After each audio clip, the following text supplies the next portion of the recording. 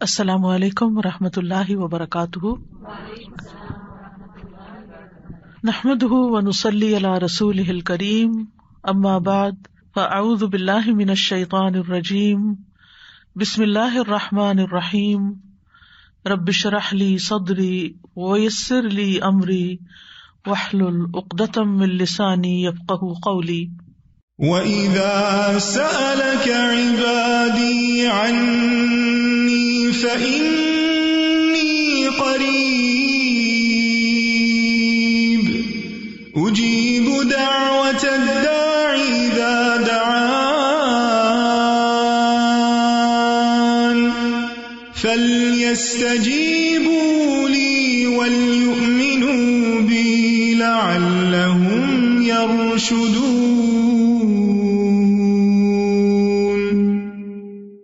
اور جب میرے بندے آپ سے میرے بارے میں سوال کریں تو کہہ دیجئے بے شک میں قریب ہوں، میں پکارنے والے کی پکار کا جواب دیتا ہوں جب وہ مجھے پکارے۔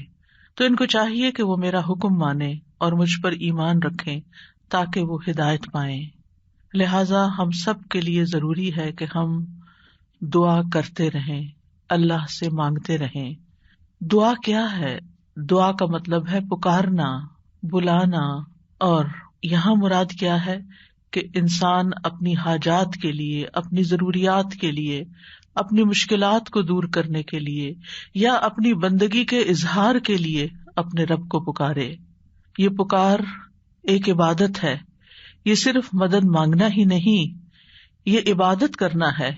اللہ رب العزت دیکھتا ہے، سنتا ہے، وہ یہ طاقت رکھتا ہے کہ جو چاہے کرے اور جب، جس وقت، جس کو جس چیز سے چاہے نواز دے۔ اس لیے اگر ہمارا یہ یقین ہے کہ ہمارا رب ایسا ہی ہے تو اس چیز سے ہمارے اندر دعا کا جذبہ اور زیادہ پیدا ہوگا۔ جتنا جتنا انسان کو اللہ سبحانہ وتعالیٰ کی معرفت حاصل ہوتی چلی جاتی ہے تو فطری طور پر، قدرتی طور پر اس کے اندر یہ جذبہ پیدا ہوتا جاتا ہے کہ وہ اپنی ہر ضرورت کے لیے، چھوٹی ضرورت کے لیے بھی اور بڑی ضرورت کے لیے بھی اپنے اسی رب کو پکارے اور اس سے دنیا اور آخرت کی سعادتیں اور بھلائیاں مانگ لے۔ وہ اسی کو اپنا کارساز بنا لے، اسی کو اپنا مددگار سمجھے۔ اس لیے دعا کرتے رہنا چاہیے۔ دعا کا نہ کوئی خاص وقت مقرر ہے کہ اس وقت کا آپ انتظار کریں تو دعا کر سکتے ہیں، نہیں، آپ ہر وقت دعا کر سکتے ہیں۔ اور نہ ہی اس کے لیے کوئی خاص قسم کا عمل کرنے کی ضرورت ہے کہ وہ عمل کریں گے تو ہی دعا کر سکتے ہیں، نہیں۔ اور نہ ہی اس کے لیے کسی زبان کی پابندی ہے کہ صرف آپ عربی میں ہی دعا کر سکتے ہیں۔ آپ اردو میں، اپنی مدر ٹنگ میں، کسی بھی زبان میں آپ دعا کر سکتے ہیں۔ وہ دعا اللہ تعالیٰ تک پہنچتی ہے، وہ دعا کو سنتا ہے اور اپنی حکمت کے مطابق اس کی قبولیت کا فیصلہ کرتا ہے کہ کیا بندے کو یہی چیز دے دی جائے جو وہ مانگ رہا ہے، یا اس سے بہتر کوئی چیز دی جائے، یا پھر اس سے کوئی بلا ٹالی جائے، یا اس کے لیے آخرت میں ذخیرہ کر لیا جائے، کیونکہ اس کے باقی اعمال اتنے نہیں ہیں کہ جن کی بنا پر یہ وہاں نجات پا سکے گا۔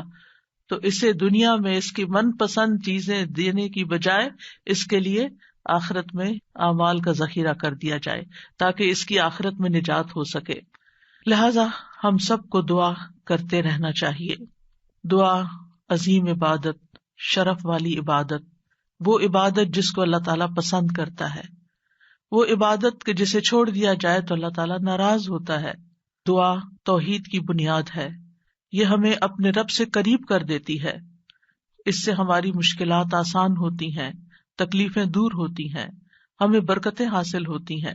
لہذا جو مشکلات سے نکلنا چاہتا ہے وہ دعا کو اپنے لیے لازم کر لے، کیونکہ اللہ تعالیٰ ہی پریشانیوں کو دور کرتا ہے۔ امن یجیب المضطر اذا دعاہ ویکشف السوء، بھلا کون ہے جو لاچار کی فریاد رسی کرتا ہے جب وہ اسے پکارتا ہے اور اس کی تکلیف کو دور کر دیتا ہے۔ تو جو شخص بھی مشکلات سے، پریشانیوں سے نجات چاہتا ہے اس کے لیے ضروری ہے کہ وہ دعا کو لازم کر لے، کیونکہ اللہ تعالیٰ ہی پریشانیاں دور کرتا ہے۔ اللہ تعالیٰ کے علاوہ کوئی نہیں جو پریشانی دور کر سکے۔ وقتی طور پر کوئی آپ کو دلاسا دے دے گا، کوئی آپ کی ہمت افزائی کر دے گا، کوئی آپ کا دکھ بانٹ لے گا، لیکن آپ کی مشکل صرف اور صرف اللہ تعالیٰ ہی حل کر سکتا ہے. وَإِن يَمْسَسْكَ اللَّهُ بِضُرٍّ فَلَا كَاشِفَ لَهُ إِلَّا هُوَ وَإِن يَمْسَسْكَ بِخَيْرٍ فَهُوَ عَلَى كُلِّ شَيْءٍ قَدِيرٌ. اگر اللہ تجھے کوئی تکلیف پہنچائے تو اس کے سوا اسے کوئی دور کرنے والا نہیں، اور اگر وہ تجھے کوئی بھلائی پہنچائے تو وہ ہر چیز پر پوری طرح قادر ہے. ہم دیکھتے ہیں کہ عام طور پر لوگ مشکل وقت میں اللہ تعالیٰ کے سوا سب کو بھول جاتے ہیں. آخر میں انسان صرف اللہ ہی کو یاد کرتا ہے، اور یہ صرف مسلمان کے ساتھ ہی نہیں، نان مسلمز کے ساتھ، شرک کرنے والوں کے ساتھ، الحاد کا رستہ اختیار کرنے والوں کے ساتھ بھی یہی معاملہ ہے. اور اس میں ہم دیکھتے ہیں کہ ایک مرتبہ جب اکرمہ بن ابی جہل نبی صلی اللہ علیہ وسلم سے بھاگ کر کشتی پر سوار ہو گئے، مکہ سے بھاگ گئے اور پھر جزیرۃ العرب چھوڑنا چاہا، اور جس کشتی پر بیٹھے وہ سمندر کے بیچ میں جا کر ڈوبنے لگی. تو کشتی کے مالکوں نے کہا کہ لوگوں اخلاص کے ساتھ دعا کرو. اخلاص کا مطلب یہ ہے کہ بتوں کو بھول جاؤ اور صرف اللہ سے دعا کرو، اس لیے کہ اس کے ڈوبنے کو صرف اللہ ہی بچا سکتا ہے. تو اس وقت جو چونک اٹھے کہ اسی چیز کی دعوت تو ہمیں محمد صلی اللہ علیہ وسلم دے رہے ہیں. اس وقت انہوں نے عہد کیا کہ اگر آج اے رب تو مجھے بچا لے گا تو پہلا کام میں یہ کروں گا کہ میں محمد صلی اللہ علیہ وسلم کے ہاتھ میں اپنا ہاتھ دے دوں گا، میں اسلام قبول کر لوں گا. اور پھر آپ جانتے ہیں کہ اکرمہ بن ابی جہل نے کس اخلاص کے ساتھ اسلام قبول کیا. تو دعا کی قبولیت ہی ان کے اسلام کا ایک ذریعہ بنی. اور دعا کرنے کی 3 صورتیں ہیں. ایک تو یہ کہ اللہ تعالیٰ کی توحید بیان کرنا، جس میں انسان کہتا ہے یا اللہ لا الہ الا اللہ لا الہ الا انت سبحانک انی کنت من الظالمین. یہ دعا کا ایک طریقہ ہے. یہاں آپ صرف اللہ تعالیٰ کی توحید بیان کر رہے ہیں، اپنی کوتاہیوں کا اعتراف کر رہے ہیں. پھر اسی طرح آپ کہتے ہیں ربنا، اے ہمارے رب. یہاں بھی آپ اپنے رب کو رب کہہ کے پکار رہے ہیں، گویا اللہ تعالیٰ کی تعریف کر رہے ہیں. اور پھر دوسرا طریقہ یہ ہے کہ اللہ تعالیٰ سے انسان صرف بخشش کا سوال کرتا رہے اور رحمت کا سوال کرتا رہے، جیسے استغفر اللہ استغفر اللہ استغفر اللہ. کیونکہ اگر آپ کی بخشش ہو گئی تو آپ کے راستے میں جتنی بھی مشکلات ہیں وہ خود بخود حل ہونا شروع ہو جائیں گی. یعنی آپ کو اس وقت کہنے کی ضرورت نہیں ہوگی کہ یار اب مجھے یہ چاہیے مجھے وہ چاہیے. آپ صرف یہ کہتے ہیں کہ اللہ وہ گناہ جو میرے اور تیرے بیچ میں حائل ہو گئے ہیں، جو تیری رحمت تک مجھے پہنچنے نہیں دے رہے، یا رب تو ان کو دور کر دے، تو مجھے معاف کر دے. اور یہ چیز انسان کی مشکلات دور کرنے کا ذریعہ بن جاتی ہے اور اس کی حاجات پوری ہونے کا ذریعہ بن جاتی ہے، جو بھی اس کی زندگی میں کوئی حاجت اور ضرورت ہوتی ہے. اسی طرح کبھی آپ اللہ سے صرف رحمت کا سوال کر رہے ہوتے ہیں، یا حی یا قیوم برحمتک استغیث، صرف رحمت مانگ رہے ہوتے ہیں. کیونکہ اگر اللہ سبحانہ تعالیٰ کی رحمت آ جائے تو ساری مشکلات ہی آسان ہو جائیں، پھر تو کوئی غم ہی نہ رہے، کوئی پریشانی ہی نہ رہے. اور تیسرا طریقہ ہے کہ انسان اللہ تعالیٰ سے اپنی دنیاوی حاجات مانگے یا آخرت کی ضروریات مانگے، جیسے اے اللہ مجھے مال دے، اے اللہ مجھے اولاد دے، اے اللہ مجھے گھر دے، اے اللہ مجھے گاڑی دے. اور صحابہ اتنی چھوٹی چھوٹی چیزیں بھی مانگتے تھے، جیسے جوتی کا تسمہ اگر ٹوٹ گیا تو بھی اللہ سے مانگتے تھے. چھوٹی سے چھوٹی ضرورت سے لے کے بڑی سے بڑی ضرورت تک براہ راست اللہ تعالیٰ سے مانگی جا سکتی، اور اس میں کوئی عیب کی بات نہیں، کوئی گناہ کی بات نہیں. وہ آپ کا رب ہے، وہ سب سے زیادہ آپ کا خیر خواہ ہے، لہٰذا آپ اس سے نہیں مانگیں گے تو کس سے مانگیں گے؟ اور وہ جو سب کچھ دینے پہ قادر ہے اس سے نہیں مانگیں گے تو کس سے مانگیں گے؟ لہٰذا اس کو پکارتے رہنا چاہیے. تو نمبر 1 طریقہ صرف اللہ کی توحید بیان کرنا، اللہ کی تعریف کرتے رہنا. عرفہ کے دن کی سب سے بہترین دعا کیا ہے؟ لا الہ الا اللہ وحدہ لا شریک لہ لہ الملک ولہ الحمد وہو علی کل شیء قدیر. اس میں کیا مانگا آپ نے؟ کچھ بھی نہیں. آپ نے صرف اللہ کی توحید بیان کی ہے، لا الہ الا اللہ کہا ہے، وحدہ کہا ہے، لا شریک لہ کہا ہے، اپنے آپ کو اللہ کے لیے خالص کیا ہے. یہ دعا ہے.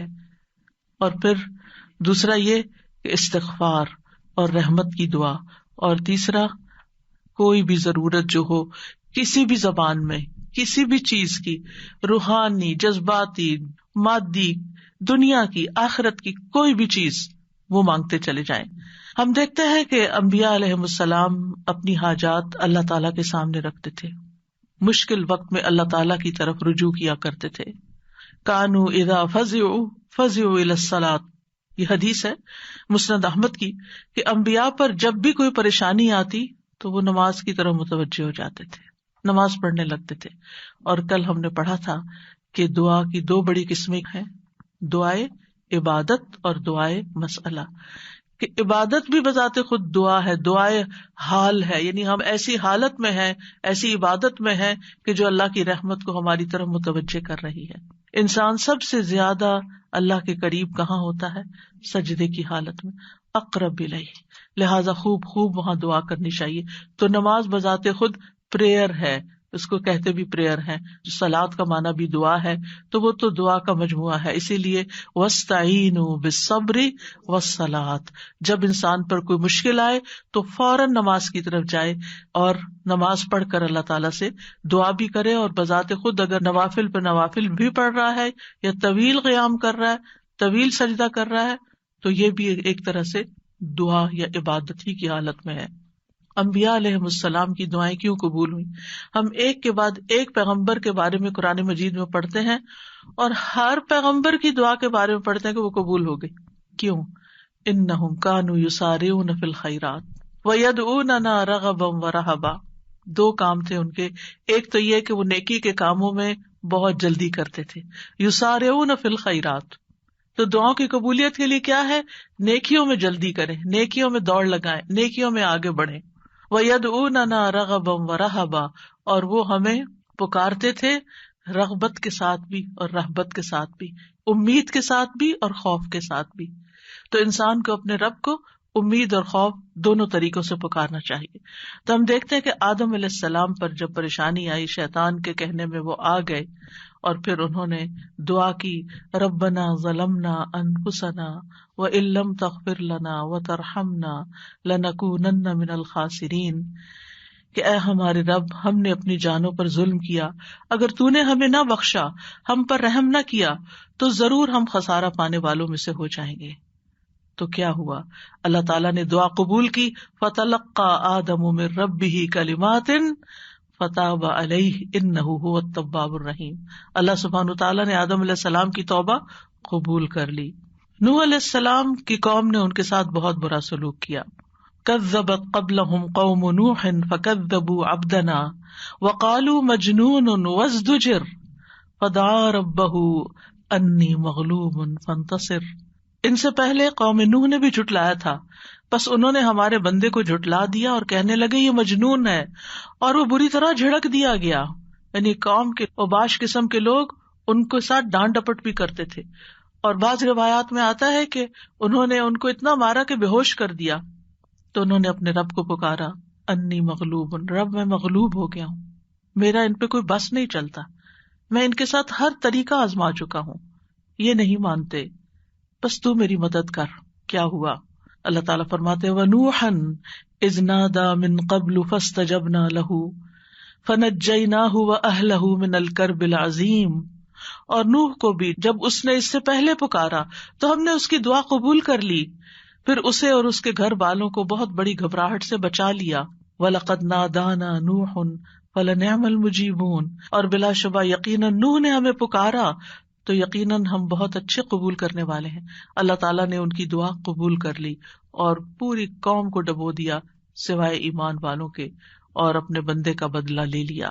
یونس علیہ السلام کی مثال ہمارے سامنے ہے کہ جب اپنی قوم سے ناراض ہو کر، غضبناک ہو کر چلے گئے تھے، چلتے چلتے سمندر تک، سمندر سے کشتی میں، کشتی سے مچھلی کے پیٹ میں، اور مچھلی چلی گئی سمندر کی تہہ میں، اندھیروں پر اندھیرے.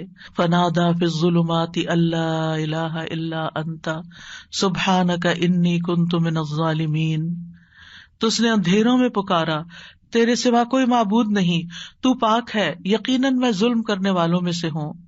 تو ہم نے اس کی دعا قبول کر لی اور اسے غم سے نجات دے دی، اور اسی طرح ہم ایمان والوں کو نجات دیتے ہیں، اوروں کو بھی دیں گے. ان ساری مثالوں میں ہمارے لیے سبق ہے. ہمارے حالات کتنے بھی تنگ ہوں، ہم کتنی بھی پریشانی میں ہوں، لیکن پیغمبروں سے زیادہ پریشانی ہم پر نہیں آئی. بعض جگہوں پر آتا ہے کہ آدم علیہ السلام 300 سال تک یہ دعا کرتے رہے، روتے رہے کہ مجھ سے غلطی ہوئی ہے. بالآخر رب نے ان کو کلمات سکھائے اور پھر دعا انہوں نے مانگی اور ان کی نجات ہوئی.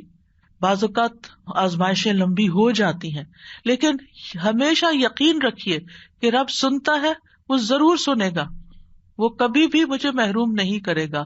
لم اکم بدعائک رب شقیہ، تجھ سے مانگ کر اے رب میں کبھی بھی نامراد نہیں ہوا، تو ضرور سننے والا ہے. پھر ایوب علیہ السلام 18 سال تک ایک بیماری میں مبتلا رہے ہیں. وَأَيُّوبَ إِذْ نَادَى رَبَّهُ أَنِّي مَسَّنِيَ الضُّرُّ وَأَنْتَ أَرْحَمُ الرَّاحِمِينَ فَاسْتَجَبْنَا لَهُ فَكَشَفْنَا مَا بِهِ مِنْ ضُرٍّ وَآتَيْنَاهُ أَهْلَهُ وَمِثْلَهُمْ مَعَهُمْ رَحْمَةً مِنْ عِنْدِنَا وَذِكْرَى لِلْعَابِدِينَ. اور ایوب جب اس نے اپنے رب کو پکارا کہ بے شک مجھے تکلیف پہنچی ہے اور تو رحم کرنے والوں میں سب سے زیادہ رحم کرنے والا ہے، تو ہم نے اس کی دعا قبول کر لی، بس اسے جو تکلیف تھی دور کر دی اور اس کے گھر والے اور ان کے ساتھ اتنے ہی اور عطا کر دیے اپنے پاس سے رحمت کے طور پر. ان لوگوں کے لیے یاد دہانی ہے یہ جو عبادت کرنے والے ہیں. یعنی بعض اوقات انسان سوچتا ہے میں عبادت بھی کرتا ہوں، میں اللہ تعالیٰ کی حرام کردہ چیزوں سے بھی بچتا ہوں، لیکن میں دعا کرتا رہتا ہوں مگر میری دعا نہیں سنی جاتی، معلوم نہیں کیوں. اب دیکھیے کس طرح یعقوب علیہ السلام سال ہا سال تک، بعض روایات میں 40 سال اور بعض میں اس سے بھی زیادہ وقت کے لیے وہ بیٹے سے جدا ہوئے تھے اور مسلسل دعا کرتے رہے، مایوس نہیں ہوئے. اللہ تعالیٰ نے بالآخر ان کی دعا سن لی. چھوڑنا نہیں، پیچھے نہیں ہٹنا. ایوب علیہ السلام نے کہا تھا انی مسنی الضر وانت ارحم الراحمین، اللہ مجھے تکلیف پہنچی ہے اور تو سب سے بڑا رحم کرنے والا ہے، تو سب مہربانوں میں سے بڑھ کر مہربان ہے، تو مہربانی نہیں کرے گا تو اور کون کرے گا. تو یہاں انہوں نے اللہ تعالیٰ کی رحمت کی فریاد کی. پھر ابراہیم علیہ السلام مشکل ترین حالات میں اللہ تعالیٰ پر توکل کرتے ہیں. ابن عباس کہتے ہیں کہ یہ کلمہ حسبنا اللہ ونعم الوکیل ابراہیم علیہ السلام نے اس وقت کہا تھا جب انہیں آگ میں ڈالا گیا تھا، اور ان کے اس کلمے کی وجہ سے ان پر آگ ٹھنڈی ہو گئی، کیونکہ انہوں نے کہا تھا حسبنا اللہ ونعم الوکیل، حسبنا اللہ، اللہ ہمیں کافی ہے. یہ بھی پکارنے کا ایک انداز ہے، اللہ کی رحمت کو طلب کرنے کا ایک انداز ہے. اور ان کے اس کہنے پر اللہ سبحانہ تعالیٰ نے کیا فرمایا، قلنا یا نار کونی بردم وسلاما علی ابراہیم، اے آگ تو ابراہیم پر سراسر ٹھنڈک اور سلامتی والی بن جا. ابراہیم علیہ السلام نے نیک اولاد کی دعا کی، رب ہب لی من الصالحین فبشرناہ بغلام حلیم، اے میرے رب مجھے لڑکا عطا کر جو نیکوں میں سے ہو، تو ہم نے اسے ایک بردبار لڑکے کی خوشخبری دی. بغلام حلیم، ایسا نہیں ہوا کہ ابراہیم علیہ السلام نے ادھر دعا کی اور ادھر ان کو اسحاق اور اسماعیل علیہ السلام مل گئے. انتہائی بڑھاپے کی حالت میں جا کر بہت سالوں کے بعد دعا قبول ہوئی، لیکن قبول ہوئی. ہمارے لیے اس میں سبق یہ ہے کہ مانگتے رہیں چاہے سال ہا سال گزر جائیں.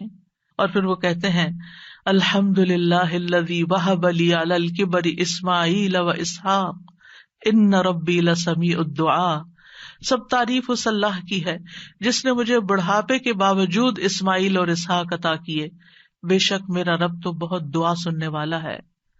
اللہ سبحانہ تعالیٰ نے انہیں ہدایت یافتہ اولاد عطا کی تھی، یہ ان کے صبر کا نتیجہ تھا. ان کی زندگی تو مشکل میں گزری، لیکن اس کا بدلہ اللہ نے ان کو کیا دیا کہ ایسی اولاد دی جو ہمیشہ کے لیے ان کے لیے ناموری کا سبب بنی. وَوَهَبْنَا لَهُ إِسْحَاقَ وَيَعْقُوبَ، صرف بیٹا نہیں، بیٹے کے بعد پوتے کی بھی خوشخبری دی. کلن ہدینا، ہر ایک کو ہم نے ہدایت دی. ونوحا ہدینا من قبل، نوح علیہ السلام کو اس سے پہلے ہم نے گائیڈ کیا.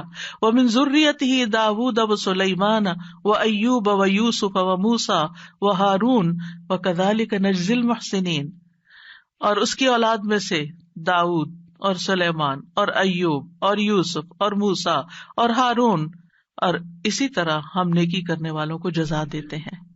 یعقوب علیہ السلام کا حال آپ کے سامنے ہے. انہوں نے اپنے غم اور دکھ کی فریاد لوگوں کے سامنے نہیں کی، لوگوں کو جا کر اپنے دل کا حال نہیں بتایا. کیا کہا، انما اشکو بثی وحزنی الی اللہ واعلم من اللہ ما لا تعلمون. یعقوب علیہ السلام نے کہا بے شک میں اپنی بے قراری اور غم کی شکایت صرف اللہ سے کرتا ہوں، اللہ ہی میرے دل کا حال جانتا ہے. کہ یہاں کیسی کیسی بے قراری ہے بچے کی جدائی میں، اور میں اللہ کی طرف سے وہ باتیں جانتا ہوں جو تم نہیں جانتے. بہت کچھ جاننے کے باوجود انہیں یہ نہیں پتا تھا کہ بیٹا مصر میں ہے. اللہ نے نہیں بتایا. وہ کہہ سکتے تھے نا اللہ تعالیٰ مجھے بتا دیں وہ کہاں ہے، آپ تو جانتے ہیں آپ مجھے بھی بتا دیں. لیکن اللہ سبحانہ تعالیٰ نے اس کا بھی ایک وقت رکھا تھا. اگر پیغمبروں کے لیے قبولیت کا ایک وقت ہے تو ہمارے لیے بھی دعاؤں کی قبولیت کا ایک وقت ہوتا ہے. قبولیت کا مطلب یہ نہیں ہوتا کہ بس منہ سے نکلتے ہی بات آپ کی فرمائش پوری ہو جائے. اور پھر آپ دیکھیے کہ کس طرح اللہ تعالیٰ نے ان کی دعا قبول کر لی. اور پھر ہم دیکھتے ہیں کہ یوسف علیہ السلام کی مثال، انہوں نے تو اپنے لیے ایک انوکھی ہی دعا مانگی. قال رب السجن احب الی، قید خانے میں جانے کی دعا کی تاکہ ان عورتوں کا قید اور مکر جو ہے وہ ان سے دور ہو جائے. فاستجاب له ربه فصرف عنه کیدہن، رب نے اس کی دعا قبول کر لی اور ان عورتوں کا مکر فریب حضرت یوسف سے ہٹا دیا. انہ هو السمیع العلیم، بے شک وہ خوب سننے والا خوب جاننے والا ہے. پھر موسیٰ علیہ السلام کی دعا، کس طرح وہ مدین پہنچتے ہیں تھکے ہارے، کئی دن کے پیدل سفر کے بعد جا کر ابھی بیٹھتے ہیں تو فوراً دیکھتے ہیں کہ کچھ لڑکیاں اپنا ریوڑ لے کے کھڑی ہیں، پانی نہیں پلا پا رہی. خود تھکے ہوئے ہیں، خود بھوکے بھی ہیں، پیاسے بھی ہیں، زخمی بھی ہیں، کچھ فیوچر کا نہیں پتا. لیکن کیا کرتے ہیں؟ سب سے پہلے اپنے رب کو پکارتے ہیں، رب انی لما انزلت الی من خیر فقیر. اور صرف دعا مانگ کے وہیں درخت کے نیچے بیٹھ نہیں جاتے، بلکہ اٹھ کے ان بچیوں کے پاس جاتے ہیں کہ یہ تمہارا کیا معاملہ ہے، اور ان کے سارے ریوڑ کو پانی پلاتے ہیں. اور آپ سوچئے کہ ایک شخص جو خود اتنا تھکا وہ اپنے آپ کو وہاں رکھ کے دیکھیے. اگر ہم اتنا لمبا سفر کر کے آئیں اور ہم سے کوئی پانی مانگ بیٹھے، خود تو آفر کرنا دور کی بات کوئی اور مانگ بیٹھے تو شاید ہم جھڑک ہی دیں کہ میں نے بھی تو اتنا ہی سفر کیا نہیں جتنا تم نے کیا. یہیں سے تو ہماری لڑائیاں فساد شروع ہوتے ہیں گھروں میں. لیکن نیکی کرنے والے انہم کانوا یسارعون فی الخیرات، نیکی کے کاموں میں بہت جلدی کرتے تھے، سستی نہیں کرتے تھے. ضرورت مند کو دیکھا، پہچان لیا، اٹھے، نیکی کی، اور ابھی واپس آ کے بیٹھے ہی تھے کہ اللہ سبحانہ تعالیٰ کی طرف سے ہر چیز کی بشارت آ گئی. اور وہ بچی واپس آئی اور پھر گھر لے کر گئی، کھانے پینے کا بھی انتظام ہو گیا، شادی کا بھی انتظام ہو گیا، ٹھکانے کا بھی انتظام ہو گیا، اور اچھی صالح نیک کمپنی کا بھی. جب آپ کسی اجنبی ملک میں جاتے ہیں تو آپ کو نہیں پتا ہوتا کہ آپ کو کیسے دوست ملیں گے، آپ کے نیبرز کون سے ہوں گے، آپ کا تعلق کن لوگوں سے ہوگا. لیکن یہ اللہ کی کتنی بڑی رحمت تھی کہ اللہ تعالیٰ نے انہیں ایک نیک صالح انسان کے ساتھ جوڑ دیا کہ اس کی بیٹی کی شادی حضرت موسیٰ علیہ السلام سے ہو گئی اور ان کے درمیان ایک رشتہ قائم ہو گیا. یہ بھی سراسر اللہ کی رحمت تھی. اللہ تعالیٰ نے ان کی دعا قبول کی. موسیٰ علیہ السلام نے ہر مشکل مرحلے میں اللہ تعالیٰ کو ہی پکارا. فرعون کے دربار میں جانے لگتے ہیں تو کیا پڑھتے ہیں؟ رب اشرح لی صدری ویسر لی امری واحلل عقدۃ من لسانی یفقہوا قولی واجعل لی وزیرا من اہلی ہارون اخی. رب اشرح لی کے علاوہ کہ جو کام کرنے جا رہا ہوں یا اللہ اس کے لیے میرا دل کھول دے، میرا کام آسان کر دے، میری زبان کی گرہ کھول دے، یعنی میرے بولنے میں سلاست ہو جائے اور اس طرح کی کمیونیکیشن ہو کہ لوگ میری بات سمجھ جائیں، ان کو میری بات سمجھ آ جائے تاکہ وہ مقصد پورا ہو جائے، اور میرے گھر والوں میں سے ایک میرا مددگار بنا دے. اللہ تعالیٰ نے ہارون علیہ السلام کو نبی بنا کر ان کا مددگار بنا دیا. زکریا علیہ السلام کی مثال، مایوس نہیں ہے، سال ہر سال تک اولاد کی دعا کرتے، انتہائی بڑھاپے میں بھی.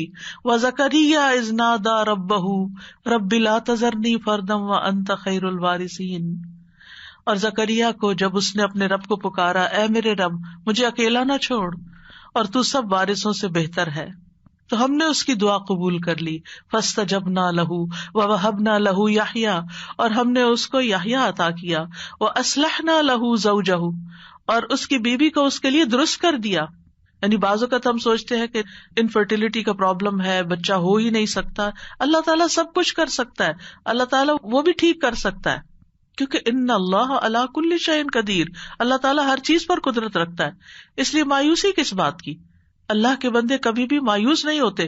ہاں، مانگنے سے کبھی نہیں تھکتے، مانگتے رہتے ہیں کہ اللہ تعالیٰ سبب کے ساتھ بھی دیتا ہے اور بغیر سبب کے بھی دیتا ہے.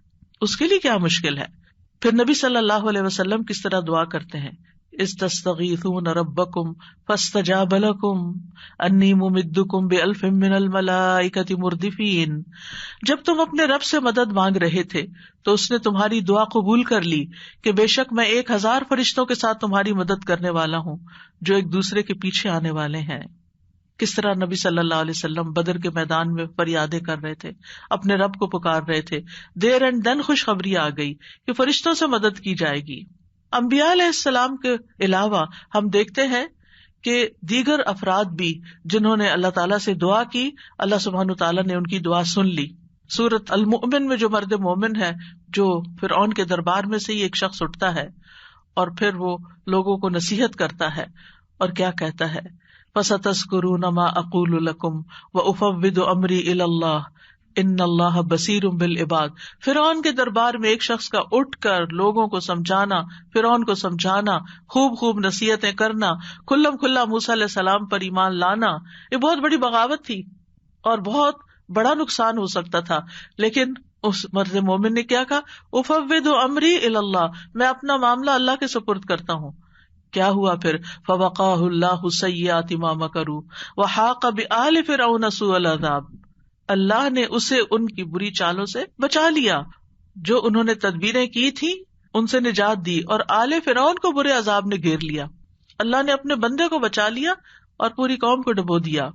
پھر اسی طرح کچھ واقعات احادیث میں آتے ہیں، جیسے غار والوں کا قصہ ہے، کس طرح اللہ سبحانہ تعالیٰ نے ان کی دعائیں سنی اور صرف دعاؤں کے نتیجے میں غار کے دروازے سے پتھر ہٹ گیا اور وہ باہر نکل آئے۔ پھر اسی طرح ایک اور بچے کا واقعہ ملتا ہے جسے بادشاہ نے جادوگر کے پاس جادو سیکھنے کے لیے بھیجا، تو اس نے جادو سیکھنے کی بجائے الٹا اللہ تعالیٰ کی پہچان کا علم کسی سے حاصل کر لیا راستے میں۔ جب بادشاہ کو پتا چلا تو بہت ناراض ہوا اور غصے میں آ کر اس نے کہا کہ اس بچے کو فلاں پہاڑ پہ لے جاؤ اور اسے پہاڑ کی چوٹی سے گرا دو تاکہ یہ ہلاک ہو جائے، اور اگر یہ اپنے دین سے پھر جائے تو اسے چھوڑ دینا، انکار کرے تو نیچے پھینک دینا۔ بادشاہ کے جو ساتھی تھے وہ لڑکے کو پہاڑ کی چوٹی پر لے گئے۔ اس لڑکے نے ایک دعا مانگی، اللہم اکفنیہم بما شئت، اللہم اکفنیہم بما شئت، اے اللہ جس طرح تو چاہے تو مجھے ان کے مقابلے میں کافی ہو جا، ان کے مقابلے میں تو میرا ساتھ دے۔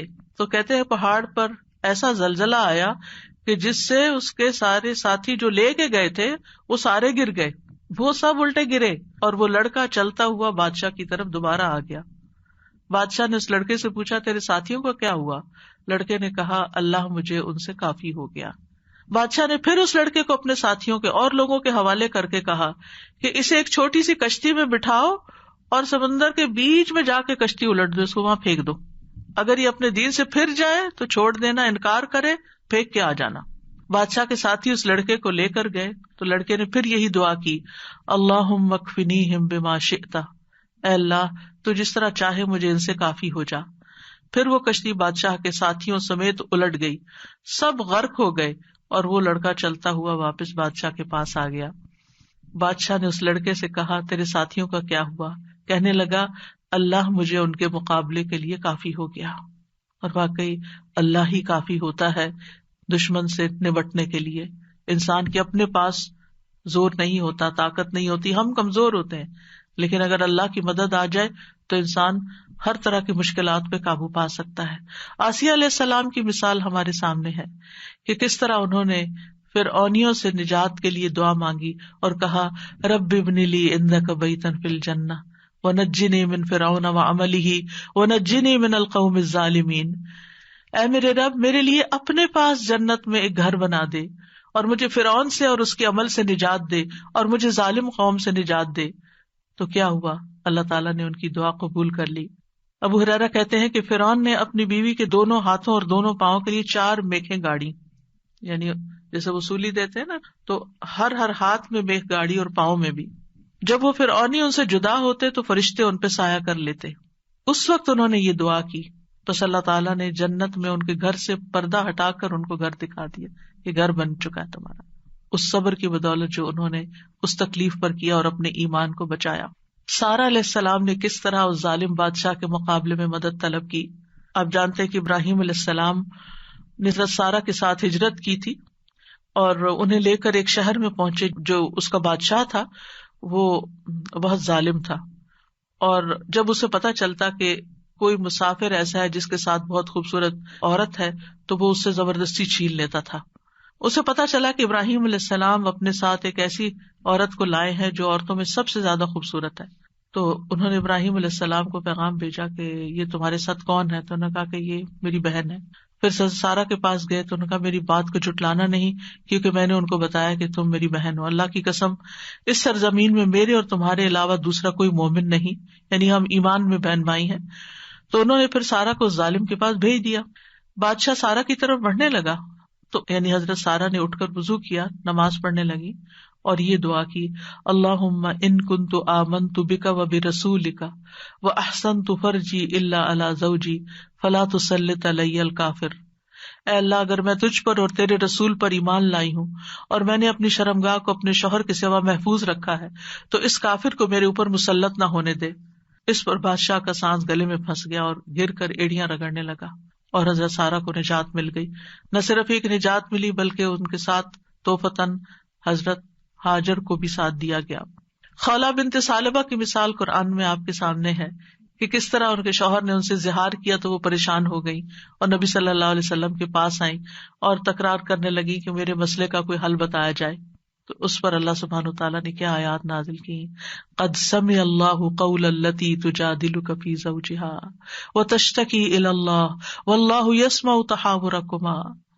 اللہ نے سن لی اس عورت کی بات جو تم سے اپنے شوہر کی شکایت کر رہی تھی اور اپنے خاوند کے بارے میں جھگڑ رہی تھی اور اللہ کی طرف شکایت کر رہی تھی، اور اللہ تم دونوں کی بات سن رہا تھا.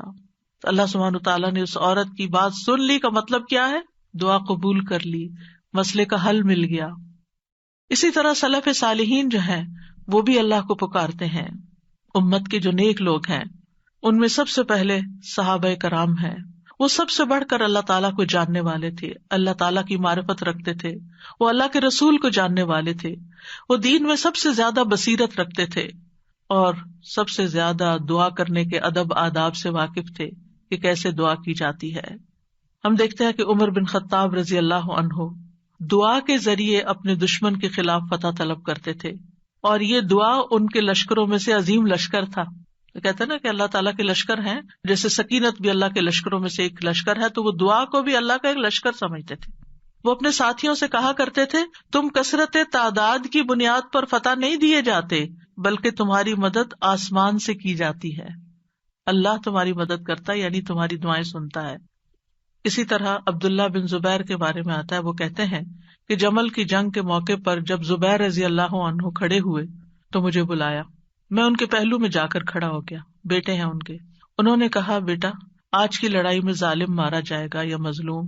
میں سمجھتا ہوں کہ آج میں مظلوم قتل کیا جاؤں گا، اور مجھے سب سے بڑی فکر اپنے قرضوں کی ہے. کیا تمہیں بھی کچھ اندازہ ہے کہ قرض ادا کرنے کے بعد ہمارا کچھ مال بچ سکے گا؟ پھر انہوں نے کہا، بیٹے ہمارا مال فروخت کر کے اس سے قرض ادا کر دینا. کہنے لگے، بیٹا اگر قرض ادا کرنے سے عاجز ہو جاؤ تو میرے مولا سے اس میں مدد چاہنا، کام نہ ہو تو اللہ سے مدد چاہنا. عبداللہ نے بیان کیا کہ اللہ کی قسم، ان کے بیٹے کہتے ہیں، اللہ کی قسم میں ان کی بات اس وقت نہ سمجھ سکا. میں نے پوچھا، اے میرے بابا، من مولا کا، آپ کا مولا کون ہے؟ قال اللہ. کہنے لگے، اللہ. عبداللہ کہتے ہیں، اللہ کی قسم قرض ادا کرنے میں جب بھی دشواری پیش آئی میں نے اسی طرح دعا کی، یا مولا الزبیر، ہے زبیر کے مولا، اقض عنہ دینہ، آپ ان کی طرف سے قرض ادا کر دیجیے، اس کا بندوبست کر دیجیے. اور ادائیگی کی کوئی نہ کوئی صورت پیدا ہو جاتی تھی، دعا قبول ہو جاتی. سفیان ثوری کہا کرتے تھے، اے وہ ذات جس کو اپنے تمام بندوں میں سے وہ انسان سب سے زیادہ محبوب ہے جو اس سے مانگے تو کثرت سے مانگے، یعنی اللہ تعالیٰ کو وہ شخص زیادہ پیارا ہے جو زیادہ دعائیں کرتا ہے. اے وہ ذات جس کو اپنے تمام بندوں میں سے وہ انسان سب سے زیادہ ناپسند ہے جو اس سے نہیں مانگتا، کیونکہ جو انسان دعا نہیں کرتا اللہ تعالیٰ اس سے ناراض ہوتا ہے. اور تیرے سوا کوئی بھی ایسا نہیں ہے اے میرے رب. کیا مطلب؟ کوئی بھی اور ایسا نہیں. اگر کسی سے بھی انسان ایک سے زیادہ دفعہ کچھ مانگ لے تو وہ ناراض ہو جاتا ہے، اور نہ مانگے تو خوش رہتے ہیں. ایون ماں باپ بھی آپ دیکھیں، اگر بچے ایک دفعہ کچھ مانگے تو کہ اچھا بیٹا لے لو، پھر دوسری دفعہ پھر مانگے تو ایک دن آتا ہے کہ ماں باپ بھی کہتے کہ تم کب تک مانگتے رہو گے، اپنا بندوبست خود کرو. لیکن اللہ سبحانہ تعالیٰ کبھی ایسا نہیں کہتے کہ کب تک تم مجھ سے دعائیں کرتے رہو گے. وہ پسند کرتے ہیں کہ بندہ دعا کرتا رہے. اور بعض لوگوں کو تو دعا میں ایسا لطف آتا ہے، اللہ تعالیٰ سے مناجات کرنے میں، اللہ تعالیٰ کو پکارنے میں، اللہ تعالیٰ کے آگے ہاتھ پھیلانے میں، اللہ تعالیٰ کی طرف رجوع کرنے میں ایسی لذت آتی ہے کہ ان کی یہ لذت اس چیز کی لذت سے بھی بڑھ جاتی جو وہ مانگ رہے ہوتے ہیں. تو اس لیے کبھی بھی انسان مانگنے سے دور نہ رہے، مانگتا رہے. صرف بڑی حاجتیں نہیں، بڑے مسائل نہیں، چھوٹی چھوٹی چیزیں بھی. لیث بن سعد کہتے ہیں کہ ابو حازم کہا کرتے تھے مجھے نمک بھی چاہیے تو میں اپنی دعاؤں میں اللہ سے مانگتا ہوں کہ مجھے نمک چاہیے. نمک سب سے چھوٹی چیز ہوتی ہے نا. اور پھر اسی طرح بعض سلف صالحین اپنی نمازوں میں اللہ تعالیٰ سے اپنی تمام ضروریات مانگتے تھے، یعنی چھوٹی بڑی سب، یہاں تک کہ آٹے میں ڈالا جانے والا نمک، بکری کا چارہ، گھاس بھی اللہ سے مانگتے تھے. چھوٹی چھوٹی چیزیں بھی ایک تعلق کو ظاہر کرتا ہے نا یہ، اور اس بات کے یقین کو ظاہر کرتا ہے کہ وہی دیتا ہے. یہ چھوٹی چیزیں بھی وہی دیتا ہے، اگرچہ اسباب ہے دنیا میں لیکن اصل میں پیچھے اسی کا ہاتھ ہے. حضرت عائشہ کہا کرتی تھی سب کچھ اللہ سے مانگو، یہاں تک کہ جوتے کا تسمہ بھی اللہ سے مانگو، کیونکہ اگر اللہ میسر نہ کرے تو وہ کبھی میسر نہ ہو. اللہ نہ دے تو کبھی نہیں ملتا، چاہے چھوٹی سی چیز ہی کیوں نہ ہو. یاد رکھیے دعا کی قبولیت کے کچھ درجات ہیں، یعنی ہم سب مانگتے ہیں، پیغمبروں نے مانگا، ابھی تک ہم نے دیکھا کہ سب مانگ رہے ہیں اور دعائیں قبول بھی ہو رہی ہیں. تو اس کے کچھ درجات ہیں، لیولز ہیں. رسول اللہ صلی اللہ علیہ وسلم نے فرمایا اگر کوئی شخص اللہ سے دعا کرتا ہے تو اس کی دعا ضرور قبول ہوتی ہے، اس کی دعا ضرور قبول ہو جاتی ہے، خواہ دنیا میں اسے وہ چیز دے دی جائے، یعنی جو مانگ رہا ہے وہ یہیں مل جائے، یا اس کے لیے آخرت میں ذخیرہ بنا دیا جائے، یا پھر اس دعا کے بقدر اس کے گناہوں کا کفارہ ادا ہو جاتا ہے، بشرطے کہ اس کی دعا کسی گناہ یا قطع رحمی کے لیے نہ ہو اور وہ جلدی نہ کرے. تو 3 چیزیں ہو گئی، یا وہی چیز مل گئی جو مانگی، یا پھر آخرت کے لیے جمع ہو گئی کہ وہاں بدلہ ملے گا، یا پھر دنیا میں کیے جانے والے گناہوں کا کفارہ ہو گیا. بعض اوقات انسان اللہ کی نافرمانی کی کچھ کام کر رہا ہوتا ہے، مثلا نماز کے لیے صبح وقت پہ نہ اٹھنا.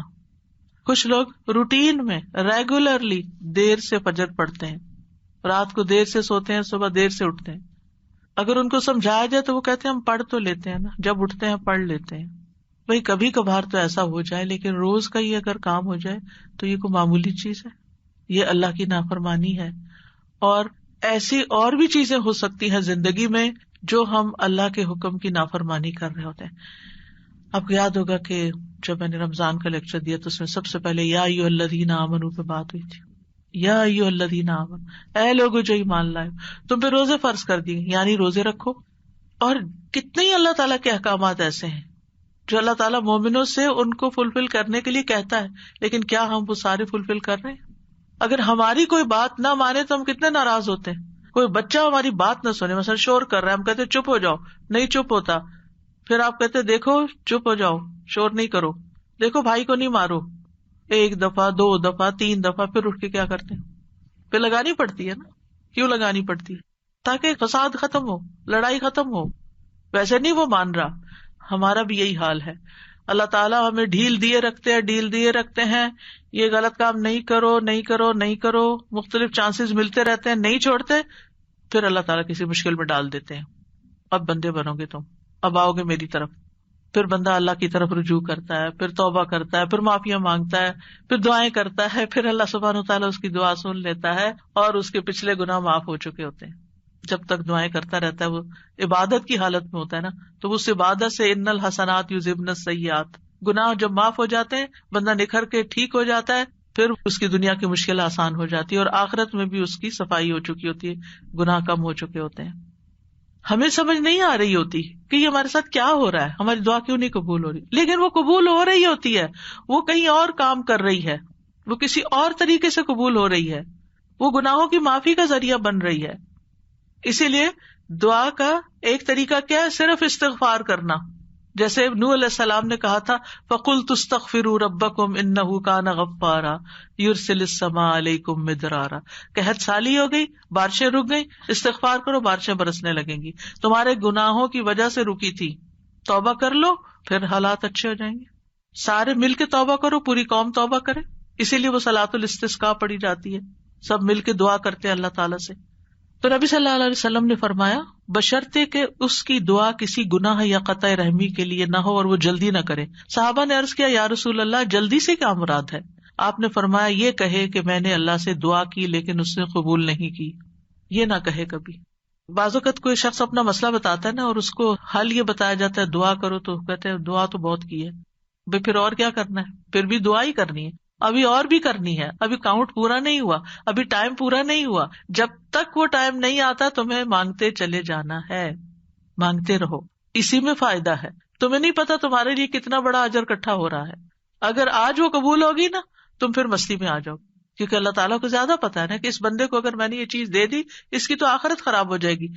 آپ کو نہیں پتا ہوتا کہ آپ اگر اپنے بچے کو اس ایج میں گاڑی لے دیں گے تو وہ کیا کرے گا، اس ایج میں فلاں چیز دے دیں گے تو کیا کرے گا.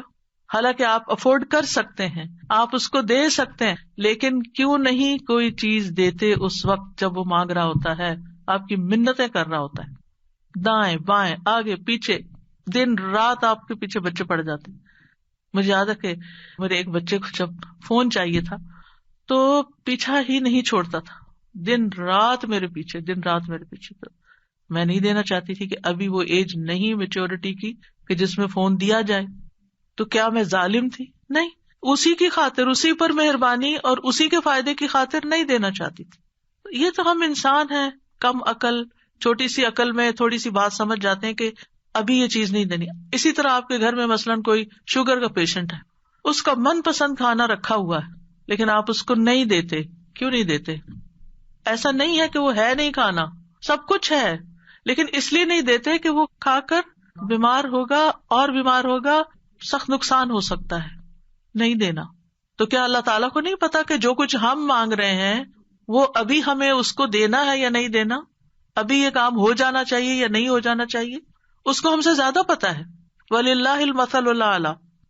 اس لیے کوئی بھی اگر دعا قبول نہیں ہوتی کوئی بات نہیں، موقع غنیمت جانے اللہ سے قریب ہونے کا، قریب تر ہوتے جانے کا. اسی میں خیر ہے، اسی میں بھلائی ہے. قَدْ جَعَلَ اللَّهُ لِكُلِّ شَيْءٍ قَدْرًا. اللہ نے ہر چیز کا ایک اندازہ رکھا ہے، وقت رکھا ہے، ایک ٹائم ہے، اس پر ہو جائے گا. اب یہ جو 3 ہے قبولیت کے راستے، ان میں سے سب سے پہلا کہ کبھی اللہ تعالیٰ وہ چیز دے دیتا ہے جو ہم مانگتے ہیں. مثلاً ابراہیم علیہ السلام نے نیک بیٹا مانگا تھا، ربی حبلی من الصالحین. انہوں نے صرف بیٹا نہیں مانگا، کہا ربی حبلی من الصالحین، اللہ مجھے نیک بیٹا دے. کتنی عقل مند تھے نا. ہم جب کوئی چیز مانگتے ہیں تو بس کہتے ہیں کچھ مل جائے، بس جو بھی مل جائے لے لیں گے. نہیں، کوالٹی والی چیز مانگے، اللہ سب کچھ دے سکتا ہے. تو اللہ تعالیٰ نے کیا کیا، فبشرناہ بغلام حلیم. تو ہم نے اسے ایک بہت بردبار لڑکے کی، بہت ٹالرنٹ، بہت ہمبل، بہت اچھے اخلاق والے بچے کی خوشخبری دی. آپ دیکھیں کہ ہم حلم اور برداشت کو نیکی نہیں عام طور پہ سمجھتے کہ یہ بھی کوئی نیکی، حالانکہ یہ نیکیوں کی بنیاد بن جاتی. جس بندے کے اندر ٹالرنس ہوتی ہے وہ دوسرے کی بات سن کے برداشت کر جاتا ہے، وہ وار سہ جاتا ہے، وہ شوق برداشت کر لیتا ہے. تو کتنی بڑی کوالٹی، کتنی بڑی خوبی کہ کوئی آپ کو اوفینڈ کر رہا ہے اور آپ اوفینڈ نہ ہو، اور اگر ہوں بھی تو آپ برداشت کر جائیں اور اپنے منہ سے کچھ نہ بولیں، ایک کان سے سونے دوسرے سے نکال دیں اور اس کو دل پر نہ لیں. کچھ لوگوں کا حال یہ ہوتا ہے کہ اگر چھوٹی سی بھی کوئی بات ان کو کہہ دے تو وہ ان کے اندر ایسی ہلچل مچاتی ہے کہ انہیں ہر چیز بھول جاتی ہے اور وہ وہی سوچے جاتے. یہ بھی اپنے آپ کو ٹارچر دینا ہے. جس نے وہ بات کی اس کو تو شاید خبر بھی نہ ہو تو میٹھی نیند سو رہا ہو اور آپ خواہ مخواہ اپنے بستر پہ کروٹ بدل رہے ہیں. تو یہ کیا ہے؟ ریزسٹنس نہیں ہے آپ کے اندر. آپ ہر چیز لیے جا رہے ہیں اپنے اوپر. بھیا کیوں اپنے اوپر ہر چیز لیے جا رہے ہیں؟ پرے پھینکے اس کو اٹھا کے کہ اس نے کہا، اس کا اخلاق، اس کی غلطی اسی پر. میں اپنے دل میں یہ نہیں سوچوں. اپنے آپ کو بول کے کہا کرے. آواز کا بھی ایک اثر ہوتا ہے. بولا کرے مجھے اس بات کو اب نہیں سوچنا، مجھے اس کو محسوس نہیں کرنا، مجھے اپنے دل میں نہیں رکھنا. اور پیٹرن بریک کر کے کچھ ایسی چیز پڑھے، کچھ ایسا کام کرے کہ بھول جائیں اس کو، اور نیکسٹ ٹائم وہ شخص سامنے آئے تو منہ بنا کے اور غصے کی آنکھوں سے مت دیکھیں، اچھے سے اسمائل کر کے دیکھیں، اچھے سے اسمائل کر کے بات کریں. آپ دیکھیں گے کہ وہ جو غصہ آیا بھی تھا نا وہ کہیں چلا جائے گا، لیکن ہم غصے کو پرورش دیتے ہیں، اس کی پرورش کرتے ہیں. کہا تھا نا اس نے، اب میں نے اس کے ساتھ یہ کرا، اندر ہی کھچڑی پکاتے رہتے ہیں، اور جب وہ شخص سامنے آتا ہے تو کوئی نہ کوئی سخت لفظ بول جاتے ہیں کیونکہ ہم بدلہ لینا چاہ رہے ہوتے. اب کیا ہے، آپ نے تو ایک لفظ بولا، ہو سکتا ہے وہ 10 اور بول دے. آپ بتائیں کیا کریں گے؟ مسئلہ تو حل نہیں ہوا، مسئلہ تو وہیں کھڑا رہا، پریشانی تو وہیں رہی، تو کیا فائدہ ہوا؟ تو اس لیے یہ حلم کی کوالٹی جو ہے، یہ برداشت کی کوالٹی جو ہے بہت بڑی خوبی ہے. اور آپ دیکھیے کہ اگر آپ کے بچے کے اندر یہ ہے نا تو آپ بڑی خوش قسمت پیرنٹ ہیں کہ آپ اس کو ڈانٹ رہے ہیں، آپ اس کو سنا رہے ہیں اور وہ آگے سے آپ کو جواب نہیں دیتا. کتنے خوش قسمت ہیں آپ کہ آپ کا بچہ آپ کی ڈانٹ سن لیتا ہے، آپ کا بچہ آپ کا غصہ برداشت کر جاتا ہے اور پھر بھی آپ کے ساتھ اچھا سلوک کرتا ہے. یہ کوئی چھوٹی نعمت ہے؟ یہ ہے نیک ہونا، یہ نیکی کی علامت ہے. انہوں نے کہا اللہ نیک بچہ چاہیے، اللہ نے کہا اچھا یہ حلیم بچہ لے لو، حلم والا ہے. اسی لیے تو جب انہوں نے کہا آؤ میں تمہیں ذبح کرتا ہوں تو وہ حاضر ہو گئے. ٹھیک ہے ذبح بھی کر لیں. آج آپ دیکھیں کہ بعض اوقات ہمارے بچے دنیاوی لحاظ سے بڑے کامیاب ہوتے لیکن ایک چھوٹی سی بات ان کو کہہ دیں تو وہ اتنے زیادہ اوفینڈ ہو جاتے ہیں. تو وہ آنکھوں کی ٹھنڈک تو نہ ہوئے نا، صرف ان کی دنیاوی کامیابی ہے، وہ تو ان کے اپنے لیے ہیں دنیاوی کامیابی. ٹھیک ہے ماں باپ کو بھی نیک نامی سے کچھ حصہ مل جاتا ہے، لیکن ماں باپ کی آنکھوں کی ٹھنڈک اولاد کی نیکی ہوتی ہے. یہ جو ہم کہتے ہیں نا ربنا ہب لنا من ازواجنا وذریاتنا قرۃ اعین، تو ایک ایمان والے کے لیے آنکھوں کی ٹھنڈک اس میں ہوتی ہے کہ بچہ خیر اور بھلائی کے کتنے کام کرتا ہے. بہرحال ان کی دعا قبول ہو گئی. کبھی ایسا بھی ہوتا ہے کہ مانگی ہوئی چیز سے اللہ تعالیٰ زیادہ بہتر چیز آپ کو دے دیتا ہے. آپ کچھ اور مانگ رہے تھے، آپ کو مانگنا نہیں آ رہا تھا، اللہ تعالیٰ کو آپ پر پیار آیا، آپ نے چھوٹا مانگا، اللہ نے اس سے بڑھ کر آپ کو دے دیا. کئی دفعہ ہم کہتے ہیں نا کہ میں نے تو کبھی یہ سوچا بھی نہیں تھا، میں نے اتنا نہیں مانگا تھا. میرے ایک رشتے دار ہیں، اللہ نے ان کو بہت دیا، تو کبھی میری بات ہوتی ہے ان سے تو کہتے ہیں کہ میں نے اتنا نہیں مانگا تھا، میں نے اتنا نہیں مانگا تھا، اور اللہ تعالیٰ دیتا ہی چلا جا رہا ہے. تو ایسا بھی ہوتا ہے کہ بعض اوقات آپ والدین کے بڑے ہی فرما بردار ہوتے ہیں، ان کے دکھ درد کے ساتھی ہوتے ہیں، اور اللہ سبحانہ تعالیٰ آپ کو صلہ رحمی کا ویسے بھی وعدہ ہے کہ جو رشتے جوڑے گا، جو ماں باپ کے ساتھ احسان کا برتاؤ کرے گا، رشتے جوڑے گا، تعلقات اچھے رکھے گا، اللہ تعالیٰ اس کی عمر اور رزق میں برکت عطا فرمائے گا. یہ رزق کے دروازوں میں سے ایک دروازہ ہے کہ تھوڑا بھی ہے تب بھی احسان کا معاملہ کرو، رشتے داروں کے ساتھ اپنے تعلقات ریلیشن شپ اچھے رکھو. تو اللہ سبحانہ تعالیٰ کبھی کبھی ہم کچھ مانگتے ہیں، اللہ تعالیٰ میں اس سے بھی بہتر عطا کرتا ہے. آپ دیکھیے عمران کی بیوی نے کیا کہا تھا، ربی انی نذرت لک ما فی بطنی محررا، اللہ میں نے تیرے لیے اس کی نظر مانی ہے جو میرے پیٹ میں ہے وہ آزاد ہوگا، فتقبل منی، آپ مجھ سے قبول کر لیں، انک انت السمیع العلیم، آپ سننے والے ہیں، سب کچھ جاننے والے ہیں. اور اب کیا ہوا، بیٹی پیدا ہو گئی. انہوں نے سمجھا کہ بیٹی کوئی اچھی چیز نہیں، بیٹا چاہیے تھا، خیال ان کا یہ تھا. واللہ اعلم بما وضعت ولیس الذکر کالانثی، اللہ تعالیٰ نے کیا فرمایا کہ لڑکا لڑکی کی طرح نہیں ہوتا، یہاں جو کام بیٹی کرے گی وہ بیٹا نہیں کر سکتا. اور پھر حضرت مریم سے کیسی خیر دنیا میں جاری ہوئی، اللہ نے ان کو کس طرح چنا، ایمان والی عورتوں کی سردار ہیں وہ. کبھی اللہ تعالیٰ مانگی ہوئی چیز جیسی کوئی تکلیف دور کر دیتا ہے. آپ کچھ مانگ رہے ہوتے ہیں اور ادھر سے تکلیف آ رہی ہوتی ہے، اللہ تعالیٰ اس مانگنے کی وجہ سے اس تکلیف کو پیچھے ہٹا دیتے ہیں.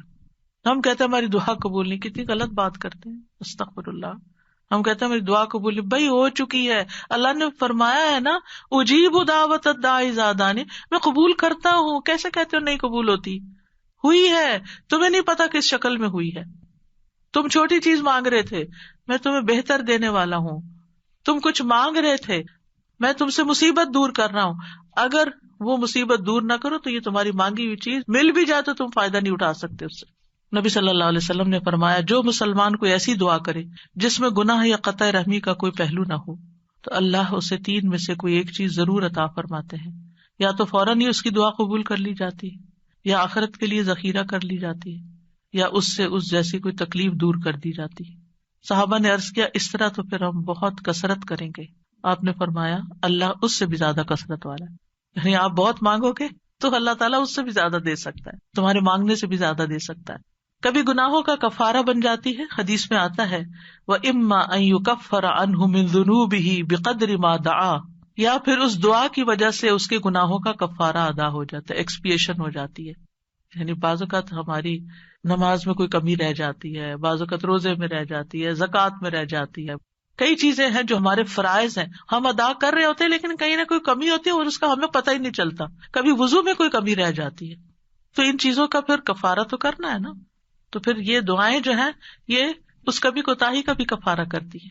پھر یاد رکھیے کہ جو لوگ مایوس ہوتے ہیں اور اللہ سے مانگتے نہیں، مانگنا چھوڑ دیتے ہیں، تو اللہ تعالیٰ نے ایسے لوگوں کی مذمت بیان کی ہے.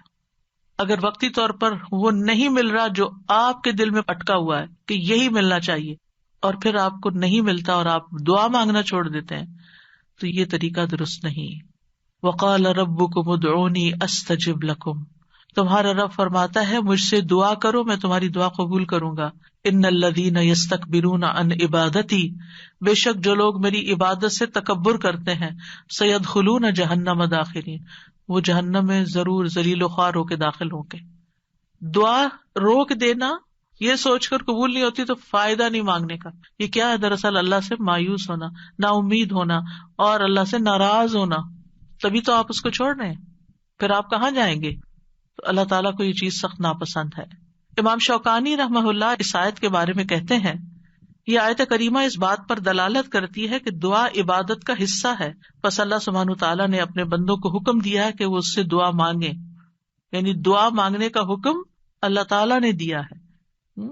پھر فرمایا ان الذین یستکبرون عن عبادتی، یہ آیت اس بات کا فائدہ دیتی ہے کہ دعا عبادت ہے اور اللہ سے دعا نہ مانگنا تکبر ہے، اور اس تکبر سے زیادہ برا عمل کوئی نہیں. یعنی وہ جب منافقین سے کہا جاتا تھا نا کہ تم رسول کے پاس آؤ اور استغفار کرو، تو وہ سر جھٹک دیتے تھے، ہم نہیں جاتے، ہم نہیں کرتے. آج بھی آپ دیکھیں کہ بعض اوقات کسی کو نیکی کی کوئی بات کہی جاتی کہ یہ صدقہ کر لو، یہ نیکی کر لو، تو وہ سر جھٹک کے چلے جاتے، اور نہیں تمہارے پاس کچھ کہنے کو، ہر وقت یہی نصیحت ہے. تو انسان کی اس میں سب سے زیادہ محرومی ہے کہ انسان دعا چھوڑ دے، اس ہستی سے مانگنا چھوڑ دے جو اس کا خالق ہے، اس کا مالک ہے، اس کا رازق ہے، اس کو زندگی دینے والا ہے، اس کی موت بھی اس کے ہاتھ میں ہے، ثواب اور سزا دینے والا ہے. تو تکبر جو ہے انتہائی ناسمجھی کی چیز ہے اور نعمتوں کی ناشکری ہے. فرعون کیوں ڈوبا تھا؟ فرعون کیوں غرق ہوا؟ تکبر کی وجہ سے. قارون کو کیا مشکل ہوئی؟ قارون کیوں زمین میں دھنسا؟ فرعون پانی میں ڈوبا اور قارون زمین میں دھنسا. ایک خشکی میں ڈوبا اور ایک سمندر میں، دونوں کا مسئلہ ایک ہی تھا اور وہ تھا تکبر، پرائڈ، غرور. تو مشکل وقت میں اللہ کو نہ پکارنا دلوں کی سختی کی علامت ہے. یعنی جو تکلیف کے وقت بھی اللہ سے دعا نہیں کرتا، اس کا مطلب یہ کہ اس کا دل سخت ہو چکا ہے، ہارڈ ہارٹیڈ ہے. سورۃ الانعام میں اللہ تعالیٰ فرماتے ہیں فَلَوْلَا إِذْ جَاءَهُمْ بَأْسُنَا تَضَرَّعُوا، پھر جب ہمارا عذاب ان پر آیا تو انہوں نے عاجزی کیوں نہیں کی، دعائیں کیوں نہیں کی کہ اللہ اس عذاب کو ٹال دے. وَلَكِنْ قَسَتْ قُلُوبُهُمْ، لیکن ان کے دل سخت ہو گئے تھے. وَزَيَّنَ لَهُمُ الشَّيْطَانُ مَا كَانُوا يَعْمَلُونَ، اور شیطان نے ان کے لیے وہ سب خوشنما بنا دیا تھا جو وہ کیا کرتے تھے. ان کے اپنے عمل جو کہ obviously اللہ تعالیٰ کی ناراضگی کے تھے، وہ انہیں بڑے اچھے لگتے تھے اور سمجھتے تھے ہم بالکل ٹھیک کر رہے ہیں، ہم ٹھیک جا رہے ہیں. انسانوں میں سب سے زیادہ عبادت گزار کون تھا؟ اللہ کے رسول صلی اللہ علیہ وسلم. لیکن سب سے زیادہ ہمبلنس اور سب سے زیادہ دعائیں بھی آپ نے مانگی. یعنی جب میں مسنون اذکار دیکھتی ہوں، سبحان اللہ، یعنی کہ آپ تہجد کے وقت اٹھنے کے وقت سے لے کر پھر آپ فجر پڑھنے اور اس کے بیچ میں صبح کے اذکار اور پھر اس کے بعد جو ہر موقع کے اذکار اور پھر نمازیں اس کے علاوہ ہے، تلاوت قرآن اس کے علاوہ ہے، اور پھر رات کو سوتے وقت کے اذکار. یعنی اگر ان سارے اذکار کو انسان جمع کرتا ہے تو یعنی حیرانی ہوتی ہے کہ کس کثرت سے آپ اللہ کو یاد کرتے تھے. اور یہ ہمبلنس کی علامت ہے، حالانکہ آپ سب سے زیادہ عبادت گزار تھے، پھر بھی سب سے زیادہ دعائیں کرتے تھے، اللہ سے مانگتے رہتے تھے.